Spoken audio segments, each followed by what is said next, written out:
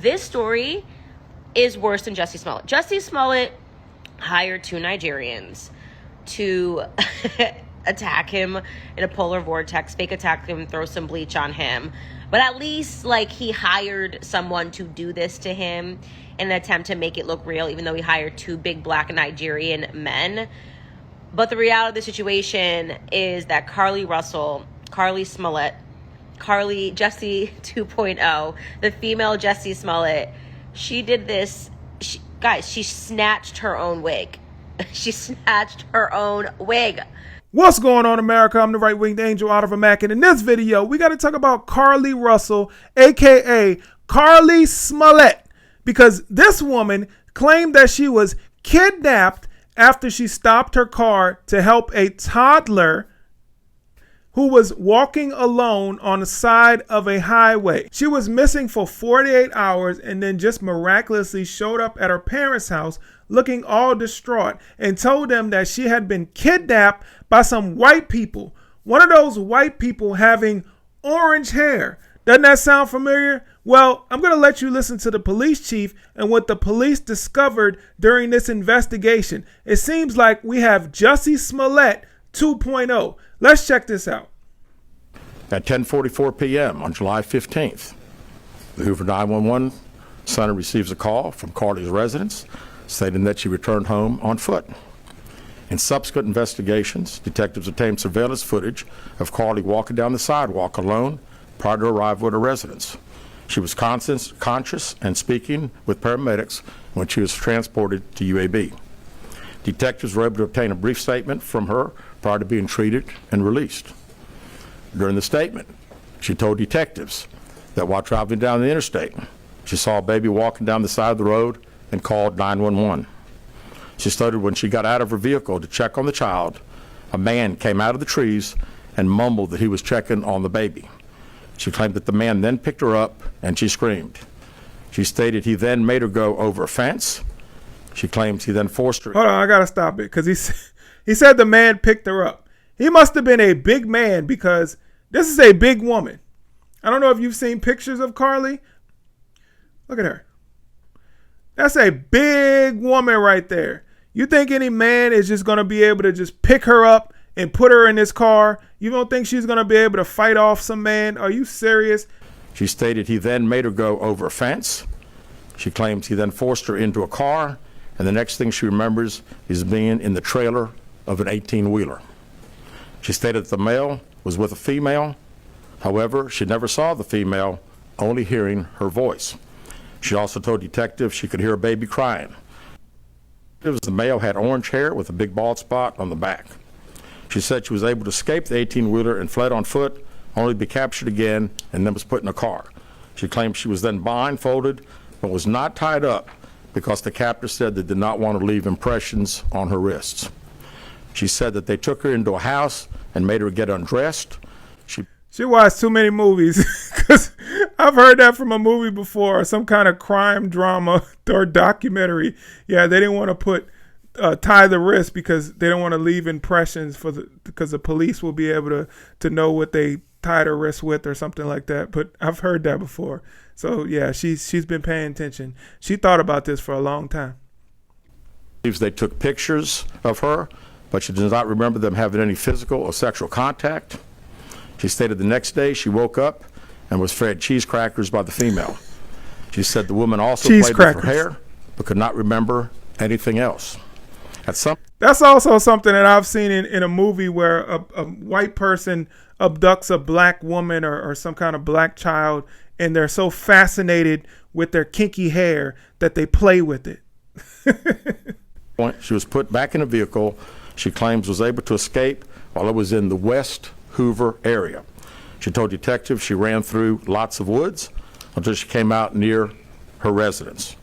During this interview, detectives noted that Carlee had a small injury to her lip, and she claimed that her head was hurting. She also had a tear in her shirt. Detectives also noted that she had $107 cash in her right sock. Out of respect for Carlee and her family, detectives did not press for additional information in this interview and made plans to speak with her in detail after giving her time to rest. Detectives continue analyzing data from Carlee's cell. See, that should tell you right there that this is a hoax. When somebody has been kidnapped, when there's perpetrators out there, you need to give the police all the information you can about that suspect, because you don't want them to go grab and kidnap somebody else. That's why it's very, very important that you provide those details early on. But this woman chose not to do that because either she's selfish or this is a hoax. Because the police should be looking for this person as soon as possible. Because if they kidnapped her, why wouldn't they go and kidnap somebody else? If she was able to get away, then they need another victim. So they need to go kidnap somebody else. Then the police need to get this person off the street. But she's not willing to give up the information. Is it because she's so distraught and she just been through this ordeal and she can't even bring herself to talk about it right now? No, it's because she's lying. That was left behind at the scene. We enlisted the help of the United States Secret Service in conducting this analysis. Part of what data included several internet searches in the days leading up to their disappearance that I think are very relevant to this case. On July 11th at 7:30 a.m., the term, "Do you have to pay for an Amber Alert?" was searched. On July 13th at 1:03 a.m., the day of her disappearance, the term, "How to take money from a register without being caught," was searched. On July 13th at 2:13 a.m., the day of her disappearance, the term Birmingham bus station was searched. On July 13th, 2:35 a.m., a search for a one-way bus ticket from Birmingham to Nashville was conducted with a departure date of July 13th. On July 13th at 12:10 p.m., a search for the movie Taken, a film about abduction, was conducted. There were 2 searches related to Amber Alerts on a computer at Carlee's place of employment, including one regarding the maximum age of an Amber Alert. There were other searches on Carlee's phone that appeared to shed some light on her mindset, but out of respect for her privacy, we will not be releasing the content of those searches at this time. We've asked to interview Carlee a second time, but have not been granted that request. As you can see, of course there not. are many questions left to be answered, but only Carlee can provide those answers.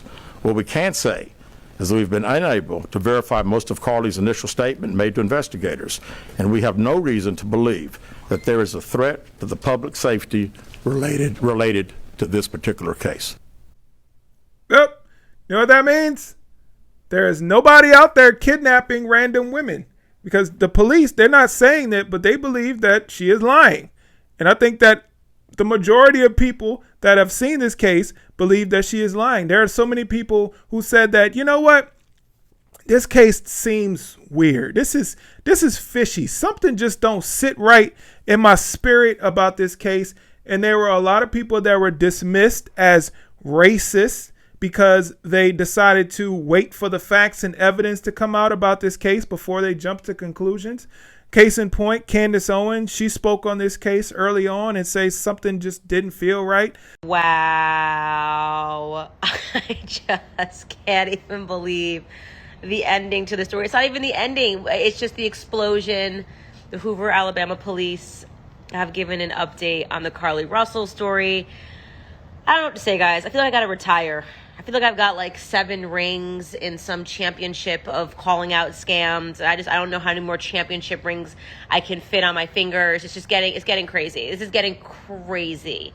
I'm sitting here wondering, like, when is Black America going to give me my flowers? Why is it always talking trash to me, calling me, oh, she's attacking Carlee Russell because she's a Black woman? No, I attacked her because her story made no sense and I have a brain.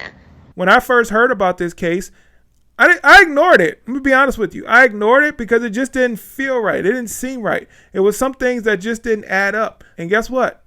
I was right too.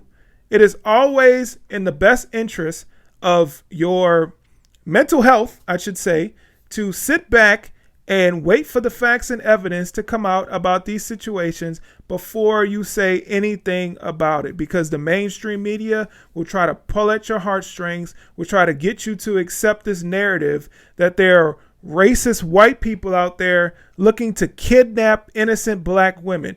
Come to find out, it wasn't real. It was all a hoax. She is Miss Jussie Smollett. She is Carlee Smollett.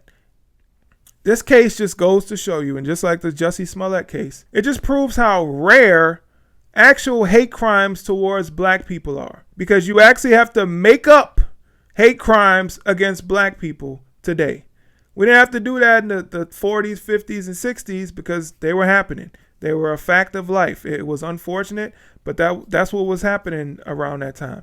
But today, in 2023, it's not happening. A black person can go in a white neighborhood, all white neighborhood, and not have any problems. I've seen videos of a guy who walked into what they call the most racist town in America and conducted an interview with a quote-unquote white supremacist. What's up to you? Would you want all black people gone? I wouldn't want to be around them. Or this white rock right here? Be honest. Don't lie to me. The rock, it serves a purpose. So are black people's lives really in danger when it comes to white people? Not at all. The biggest threat to black people is other black people, not white people. It is what it is. I don't believe women. I don't believe men. I believe facts and evidence. That's it. Thank you so much for watching this video. Please hit the like button, share, comment, subscribe, all that good stuff. All right, I'll catch you guys in the next video. I'm out. Peace.